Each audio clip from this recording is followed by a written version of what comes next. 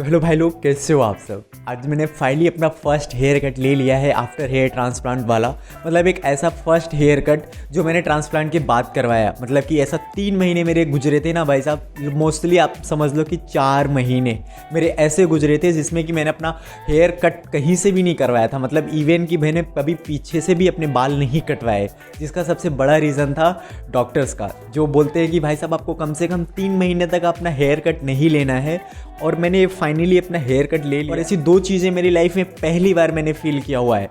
मतलब ऐसी 2 चीज़ें जो मेरी लाइफ में कभी हुई ही नहीं थी। जैसे कि पहली कि मैं जब से जानता हूँ कि भाई साहब मैं खुद से बाल कटवाने जाने लगा था, 3 महीने मेरी लाइफ में कभी गुजरे ही नहीं थे जिस टाइम कि मैंने अपना हेयर कट ना करवाया हो। मैं मोस्टली आपको बता दूं भैया जी, सिर्फ मुश्किल से 20 दिन गुजरते थे। और जैसे भी थोड़े से भी बड़े होते हैं ना, वो 1 नंबर वाला ट्रिमर में मरवा था। और भाई साहब अगर जब से हेयर फॉल स्टार्ट हो गया था ना, उसके बाद से तो अगर थोड़े से भी बड़े होते तो मैं फटाक से जाता और एकदम छोटे छोटे करवा के आ जाता, क्योंकि उसके बाद तो लगता है कि भाई साहब हेयर फॉल नहीं हो रहा है। लेकिन ये हमारी सबसे बड़ी गलतफहमी थी। और दूसरा कि मैंने जो फर्स्ट हेयर कट लिया हुआ है, इतना महंगा हेयर कट मैंने पूरी लाइफ में नहीं लिया हुआ था।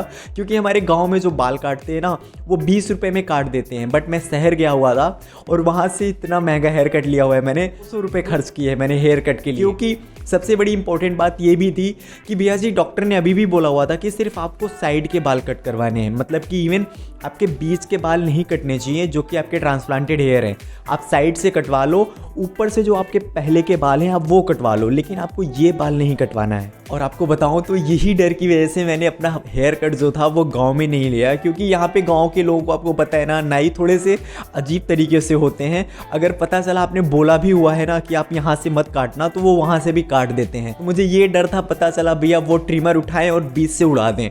और ये डर की वजह से मैंने यहाँ पे बाल नहीं कट करवाया। और भैया जी जब मैं फ़र्स्ट टाइम बाल कट करवाने के लिए गया हेयर ट्रांसप्लांट के बाद, तो मेरे मन में बहुत सारी चीज़ें थी जो कि पहली बार हो रही थी। क्योंकि मैं इस बार जाकर नाई से ये नहीं बोलने वाला था कि भैया मेरे साइड के बाल थोड़े से बड़े रखना, जिसकी वजह से मैं ये अपना गंजापन छुपा सकूँ। क्योंकि भैया जी जब आपके सामने के बाल हेयर ट्रांसप्लांटेड बड़े हो जाते हैं तो आपको एक लुक मिलना तो स्टार्ट हो जाता है। और मेरे केस में ऐसा था कि मुझे लुक तो मिल चुका था, बस साइड के बाल इतने ज़्यादा बड़े हो गए थे जिसकी वजह से मुझे अच्छा लग नहीं रहा था। और सच में बता दूँ तो मुझे बिल्कुल भी अच्छा नहीं लग रहा था, क्योंकि ऐसा मेरे साथ पहली बार हुआ था। मैं कभी भी इतने बड़े बाल रखता ही नहीं था।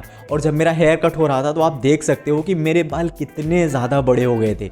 मतलब पीछे की भी बाल बहुत ज़्यादा बड़े थे, साइड के बाल तो कानों तक भी पहुंच रहे थे। और वो हेयर कट ऐसा था कि मेरे को लगा कि हाँ भाई पैसे वसूल हेयर कट है। क्योंकि जब मैं अपने बाल 20 दिन के अंदर ही कटवाता था तो उसके मैं 30 से 40 रुपए देता था गांव के। ये हेयर कट तो मैं लगभग 3 महीने के बाद ले रहा था। मैंने नाई से सिर्फ इतना बोला था कि भैया मेरे को एक अच्छा लुक चाहिए, बस आप मेरे के आगे के बालों को मत काटना। मतलब कहीं से भी ये एक भी बाल कटने नहीं चाहिए, क्योंकि ये बाल आपको कटवाने होते हैं लगभग 6 महीने के बाद। तो यही मेरा सबसे बड़ा डर था कि भैया अगर मेरा बाल काट दिया किसी ने आगे का साइड का, तो एक तो मतलब ऐसा होता नहीं है कि आपके बाल कट गए तो आपके बाल आते नहीं है, लेकिन एक अंदर से जो पॉजिटिव थिंकिंग होती है वो खत्म होती है। इसकी वजह से मैंने बोला आप साइड के बाल मेरे एकदम छोटे कर दो और पीछे के बाल भी आप छोटे कर दो। क्योंकि ठंडियों की वजह से अभी डैंड्रफ बहुत ज़्यादा बालों में होना स्टार्ट हो गया था।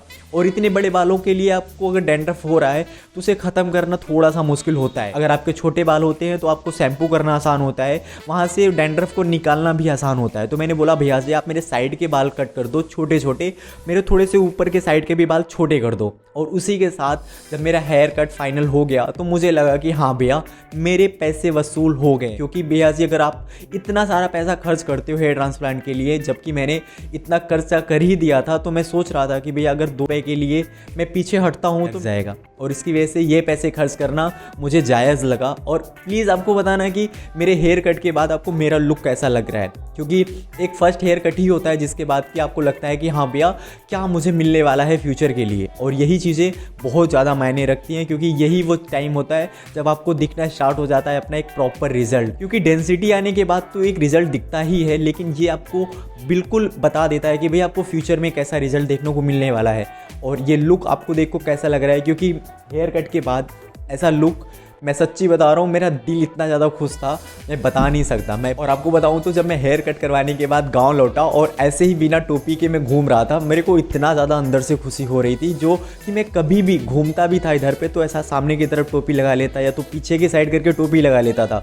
लेकिन एक ऐसा मेरा पहला टाइम था जब मैंने टोपी नहीं लगाया अपने बालों के लिए, और जब बाल कट करवाने के बाद मेरा सामने से लुक अच्छा लगने लगा तो मेरे को 2-4 लोगों ने बोला यार भाई कुछ तो चेहरे पे अलग लग रहा है, मतलब क्या कर रहे हो चेहरे के लिए। लेकिन उनको बालों का याद नहीं आ रहा था। एक ने तो बोला भैया बाल आपके तो बहुत अच्छे आ रहे हैं। वो खुशी होती है जब आपको लगता है कि आपके पैसे जो आपने लगाए हैं वो आपको बिल्कुल अच्छे रिजल्ट के साथ आपको वापस मिल रहा है, और यही चाहता है हर बंदा जो अपना हेयर ट्रांसप्लांट करवाता है। तो भैया जी कमेंट सेक्शन में आप ज़रूर बताना कि आपको मेरा रिजल्ट देखने के बाद कैसा लग रहा है, और आपको कैसा लगता है कि मेरा फ्यूचर में और कितना अच्छा रिजल्ट आने वाला है, और फर्स्ट हेयर कट के बाद आपको मेरा लुक कैसा लग रहा है वो भी प्लीज़ कमेंट सेक्शन में बताना, क्योंकि जो दिल में खुशी होती है ना वो आपकी वजह से सबसे ज़्यादा होती है। और भैया जी वीडियो अच्छा लगा हो तो प्लीज़ वीडियो को लाइक कर देना, चैनल को सब्सक्राइब करना। हम अगली वीडियो में मिलेंगे, तब तक के लिए ख्याल रखिए अपना।